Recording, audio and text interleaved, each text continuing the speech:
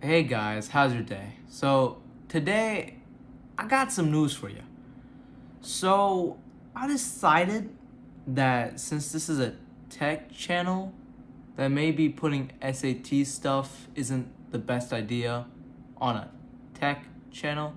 So, I decided that the best thing to do is have a Udemy course. It's gonna be free that has my SAT stuff. I'll put a link in the description for the Udemy SAT courses. Probably all my videos, I don't know. But in this one, there's definitely going to be a link to my Udemy course that's going to have more SAT channels. I'm going to put more SAT tests up, help y'all guys out over the next couple weeks for the August 26th, I think. August 26th SAT. But yeah, so if you check out my Udemy if you want more help on SAT, it'll be great. But in today's video, we're going back to tech. We're going to be talking about some tech stuff, some technology. And what better way to start off than to talk about some projects we did. Since I know the school year's ended a couple years ago. I know the school year ended, but I want to show you guys don't know, you probably don't know. I was a club lead for my computer club in my school. I was a club lead, and so we made a monitor. No, I'm lying. But we made something. This is what it is. This is the final product. All right. I'm gonna pop it open and show what it's about. Ta-da! Well, as you can see, it's a regular monitor. There's no adaptation here, but this isn't really where what we did happened. Let me show you. This is the back of the case. As you can see, there's this weird little plastic thing here. If I can move the wire, there's a weird little plastic thing here, and ta-da! Yay! Isn't this so cool? We put a Raspberry Pi in this. It was pretty simple. We kind of just drilled holes in the back of the monitor, and then added screws to it. We got, if you just know, before you call me out, we had to drill the screws. We made a small hole, and then we drilled the screws through that hole. And now it fits snugly. It's pretty nice. And if you're wondering why this thing's here, it's because, well, when you're making a computer, basically, you don't want it to touch metal. So I don't want these pins to touch this metal. Now I know these pins have a lot of gap, if you can see. I don't know if you can see properly, but there's a lot of gap between this and the back plate. So there's no shot I can touch metal. But the thing with making computers is that, or like working on computers, is safety is better. So, I mean, it's a cool little project. I won't say it's that crazy of a project. It's definitely not, but it's a cool little project. Obviously, we made like some holes for our monitor, for our Ethernet, our USB, two USB ports for your mouse and keyboard, and then we made two big hole for HDMI pass-through, and if I can show you, a Raspberry Pi power cable. And well, that's really it. It was pretty simple. It was a pretty fun task for some beginners who just learned about computers. A really fun task. I do recommend. Well, I won't recommend anything, but it was a really fun task. I definitely say you should try it out if you want to, if you have the material. But the real question is what does it do? So we're gonna put it back together. I'm gonna show you a little about what it can do. So as you guys can see, I put it all together and it runs Windows right now, as just looking at your screen. You can see Windows is on my Raspberry Pi. I'm able to run it, and like this isn't like a picture or anything. All these apps work on it. Like I can show you, I can boot Valorant, for example, just a simple game, and it can run on my Raspberry Pi. Now, while it's booting, I can show you that it's not connected to no external computer or something, because like this is different. That's like my personal PC. That's not connected to this. I can show you by like doing this, where like you can see all the wires. It just connects into itself, like the red thing there. The only thing that really leaves is the Ethernet port, and that's different. It turned off because of that thing right there. The power button's right under it, so whenever I place it down, it's like, You can see it's like lagging out. There we go. So like it boots Valorant. It booted Valorant. I can with my mouse. I will tell you right now, it is definitely a little laggy. So not the greatest gaming experience, but like for 100, like let's say like $200, like $150. This is a dang good experience, I would say. Takes a little bit of time to load because obviously it's a Raspberry Pi. It's very small, and for how portable it is, it's pretty good. It's pretty good. Like I will say, let's pick an agent real quick, and let's play, and you can see it does run. It does run, but it's definitely not, easiest.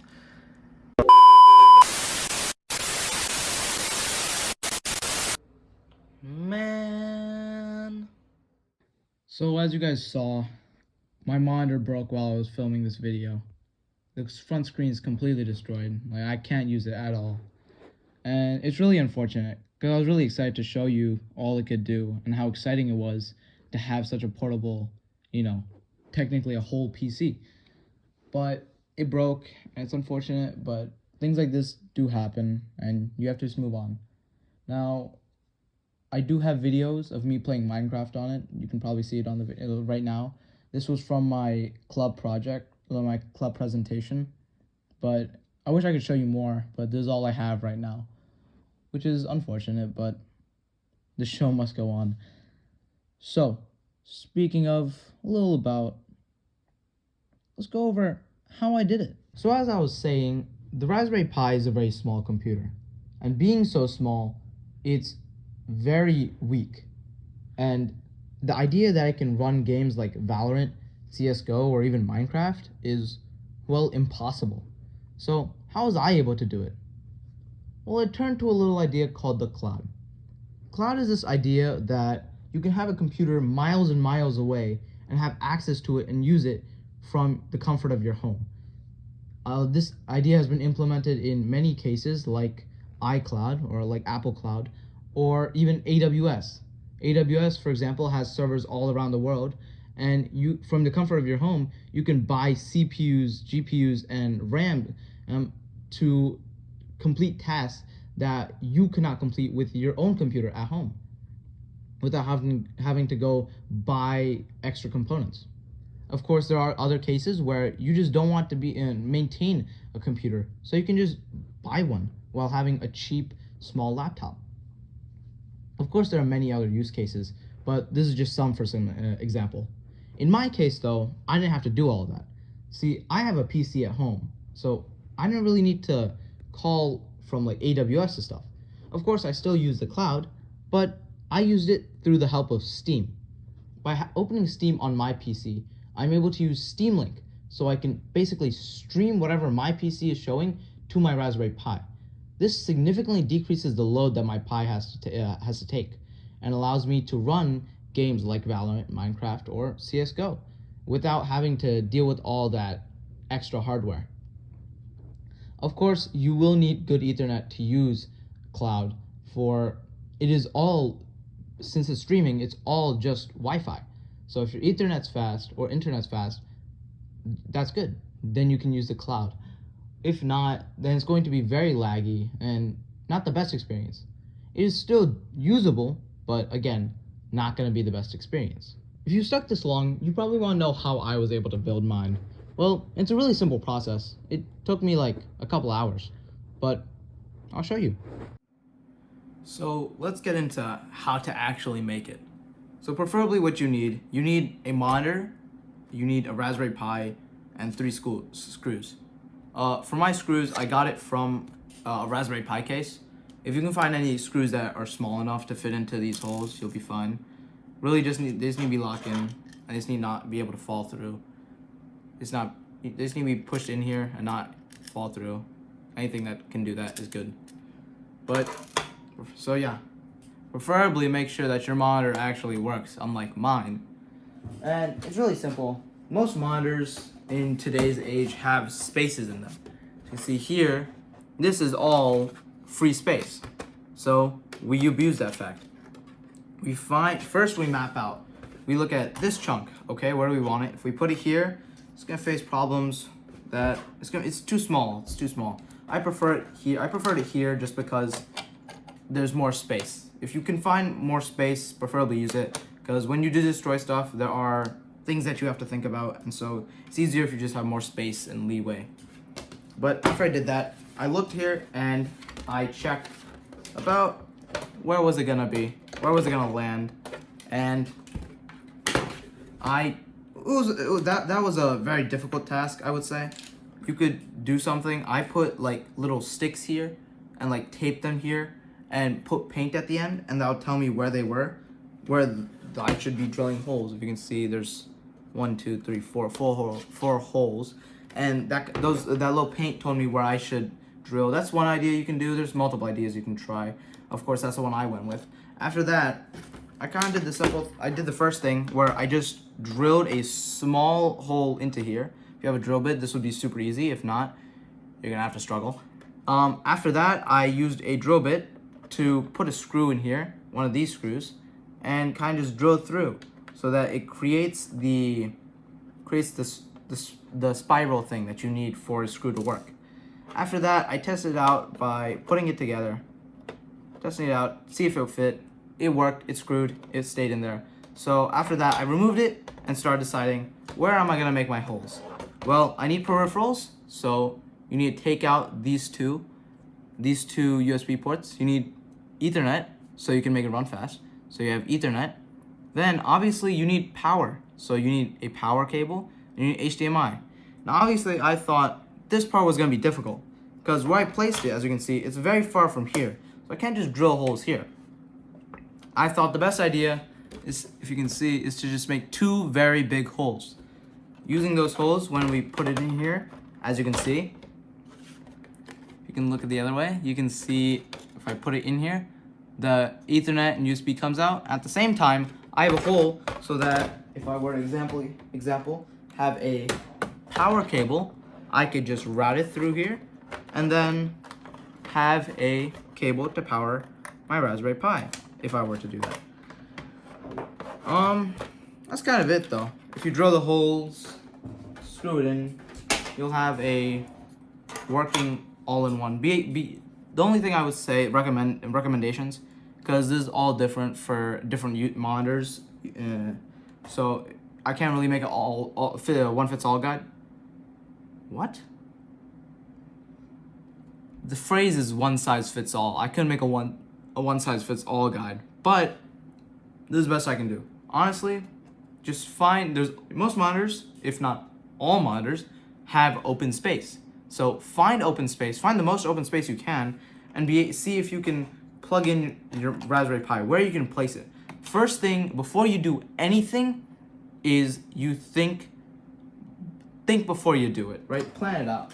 And even if, let's say, you're one of those rare people that don't have monitors, you can find space by just drilling into the back plate itself. Like I could have drilled into here, made space for my Raspberry Pi. You can find a way if you really want to. But since it's such a simple task, just find the space, make it work. Drill the holes, be careful. And one important thing is, if make sure none of the components on your Raspberry Pi are touching external metal. And remember, for cooling, that's confusing. See, what I did for cooling is nothing. I did nothing for cooling. Since I thought the task of simply recording would be pretty easy and pretty capable, the Raspberry Pi should be capable of doing such, I did not think of cooling, or I did not think cooling was going to be that necessary that I had to do it. If not, you could, have thermal pads here, and then like a fan of some sort, make a hole for a fan of some sort, and then do that. But I don't say it's necessary. It is good to have if you want to, but I didn't use it, and it worked well for a couple months before filming this video. But yeah, it's a very simple task. Good luck, and back to the video. Well, thank you, other me. And yeah, that's how I did it. That's how me and my classmates were able to make an all-in-one monitor. It was really fun and really enjoyable, and I wish I could do it again and actually still have a finished product. But, life goes on. I will say that I did learn a lot from making this. One thing I learned is that it's not that easy to make stuff. At the same time, I learned that it's always best to plan before you do. And even if you plan, it's best to plan again. Well, thank you for joining me, and hope you have a great day. Oh, and before you go, if you could like and subscribe, that'd be great. It really does help the channel. Peace.